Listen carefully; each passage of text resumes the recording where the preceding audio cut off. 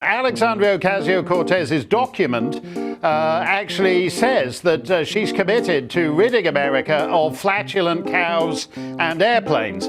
I always take a flatulent cow on an airplane as my emotional support animal. It means that 20 minutes out of LAX, you've got the whole first-class compartment all to yourself. Nobody's in there. In her brief time in the political limelight, Congresswoman Alexandria Ocasio-Cortez has said a lot of interesting stuff. Here's one thing she said. I think that there's a lot of people more concerned about being precisely, factually, and semantically correct than about being morally right. An agency like ICE, which repeatedly and systematically violates human rights, does not deserve a dime. That's right. The world is going to end in 12 years if we don't address climate change. This is the war. This is our World War II. So not only dumb and totally ignorant of everything, but utterly self-assured.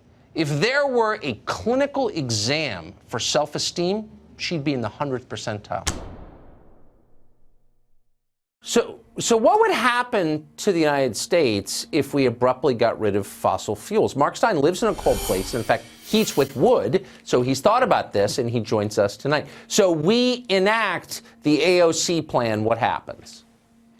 Well, the AOC plan strikingly pledges to get rid of most forms of transportation and indeed cows. So you can give up your Chevy Suburban and take your cow to work. The cow actually is more devastating to the environment than the Chevy Suburban. Alexandria Ocasio-Cortez's document actually says that she's committed to ridding America of flatulent cows and airplanes.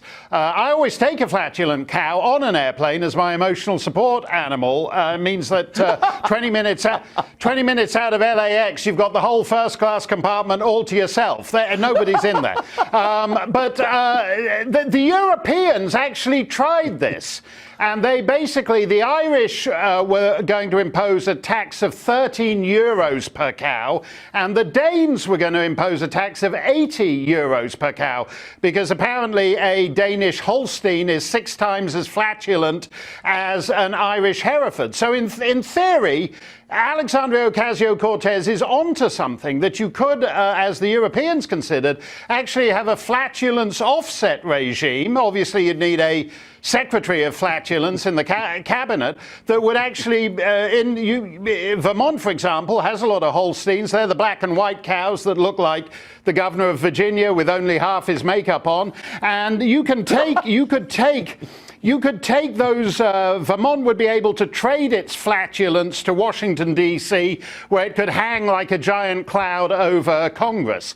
I've read this document in some detail. I think there are a lot of very interesting ideas in here.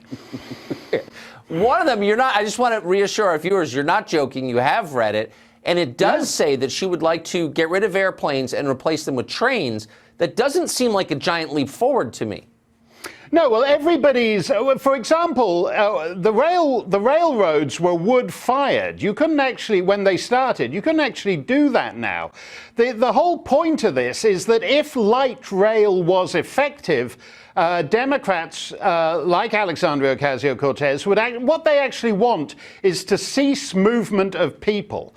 And it's amazing when even supposedly conservative parties like the UK Conservative Party actually considered giving citizens a carbon allowance to prevent them, for example, taking long-haul flights to vacations in Florida. Now, when the Soviets tried to do it, we called that totalitarianism. Suddenly, all you have to do is put an environmental label on it, and everyone is in favor of restricting freedom of movement. I mean, that's where this is headed. They're more self-righteous than the Soviets ever were. She is. That's for sure. True. Mark Steyn, great to see you. Thank you. How do people get like that? Is it our education system? Is it high schools? Is it colleges? We wanted to